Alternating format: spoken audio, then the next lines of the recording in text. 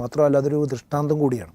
കാരണം മനുഷ്യൻ്റെ നിസ്സഹായത ബോധ്യപ്പെടുന്ന ഒരു വലിയ ഘട്ടമാണ്. ഇപ്പോൾ ഈ പ്രളയം വെള്ളം കെട്ട് പൊങ്ങാൻ തുടങ്ങിക്കഴിഞ്ഞാൽ എന്താ ചെയ്യാൻ പറ്റുക? നമ്മൾ 2-3 പ്രളയത്തിന് സാക്ഷിയായതല്ലേ.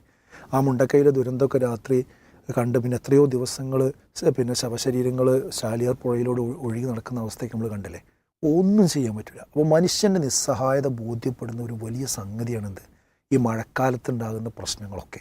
അത് മനുഷ്യൻ അതിനെക്കുറിച്ച് എന്ത് ചെയ്യണം, ചിന്തിക്കണം. ഈ സമയത്ത് ഈ നമ്മളെ യുക്തിവാദികൾ, നിരീശ്വരവാദികൾ ഇവരൊക്കെ ഉണ്ടല്ലോ, അവരൊക്കെ ഈ പ്രപഞ്ചത്തിനൊരു സൃഷ്ടാവൊന്നുമില്ല എന്ന് പറഞ്ഞാൽ അവരുടെ കയ്യിലാണ് അതൊക്കെ എന്നാണ് വിചാരം. പക്ഷേ ഇങ്ങനെ ഒരു മഴ പെയ്ത് കഴിഞ്ഞാൽ ഇവർക്കൊക്കെ എന്താ ചെയ്യാൻ പറ്റുക? ഒന്നും ചെയ്യാൻ കഴിയില്ല. അപ്പം നമ്മുടെ കഴിവിനപ്പുറം മനുഷ്യൻ്റെ ശക്തിക്കപ്പുറം ഒരു സൃഷ്ടാവുണ്ടെന്നും ആ സൃഷ്ടാവിൻ്റെ നിയമങ്ങളും നിർദ്ദേശവും അനുസരിച്ചാണ് മഴ പെയ്യുന്നതെന്നും അപ്പോൾ ആ മഴയ്ക്ക് പിന്നിലുള്ള ആ ഒരു സൃഷ്ടാവിനെ കുറിച്ച് ചിന്തിക്കാനുള്ള ഒരു വിവേകമാണ് യഥാർത്ഥത്തിൽ എന്ത് ചെയ്യേണ്ടത് ഈ മഴക്കാലത്തുണ്ടാകും. മഴ പ്രാർത്ഥനയുടെയും അതുപോലെ തന്നെ കൂടുതൽ ആ സൃഷ്ടാവിലേക്ക് മടങ്ങുന്നതിൻ്റെയും ഒരു കാലഘട്ടം കൂടിയായിട്ട് എന്ത് ചെയ്യേണ്ടതുണ്ട്, മാറേണ്ടതുണ്ട്. മഴ പെയ്യുന്ന സമയത്ത് പ്രാർത്ഥിച്ചാലും ഉത്തരം കിട്ടുന്നതാണ്. അത് ചെറിയ കാര്യമല്ലത്. അപ്പോൾ അതൊക്കെ ഈ സന്ദർഭത്തിൽ മഴക്കാലത്ത് നമ്മൾ ചിന്തിക്കേണ്ട ഒരു കാര്യം. അതുപോലെ ഉണങ്ങിക്കിടക്കുന്ന ഭൂമിയിലേക്ക് മഴവെള്ളം തട്ടിയാൽ അവിടുന്ന് പുല്ല് മുളച്ചു വരില്ലേ.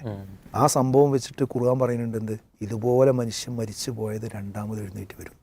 ഇത് ചെറിയ കാര്യങ്ങളൊക്കെ ചിന്തിക്കുന്ന ആളുകൾക്ക് ഒട്ടനവധി ദൃഷ്ടാന്തങ്ങളുള്ള ഒരു കാര്യമാണ് എന്ത്, ഈ മഴ. ഈ കാർമേഘ പിന്നെ കീറുകളിൽ നിന്ന് മഴ കൊണ്ടുവരുന്ന, അതായത് നിങ്ങൾക്ക് കൊണ്ടുവന്നു തരാൻ കഴിയുമെന്ന് ചോദിക്കുന്നുണ്ട് ഖുർആൻ.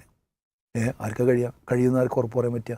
അതേപോലെ തന്നെ ഈ പെയ്ത മഴയെ ഞാനങ്ങോട്ട് ഭൂമിയിലേക്ക് അങ്ങോട്ട് ആഴ്ത്തിക്കളയായിരുന്നുവെങ്കിൽ അതിനെ നിങ്ങൾക്ക് തങ്ങി നിർത്താൻ നിങ്ങൾക്ക് സാധിക്കുമെന്ന് ചോദിക്കുന്നുണ്ട്. ആർക്കതിന് ഉത്തരം പറയാൻ കഴിയില്ല. അതുപോലെ ഈ മഴ കൊണ്ടുണ്ടാകുന്ന ഇഷ്യൂസുകൾ കാര്യങ്ങളൊക്കെ മനുഷ്യനെ ചിന്തിപ്പിക്കാനും നേർവഴിക്ക് നടക്കാനും കൂടി കാരണമാകണം.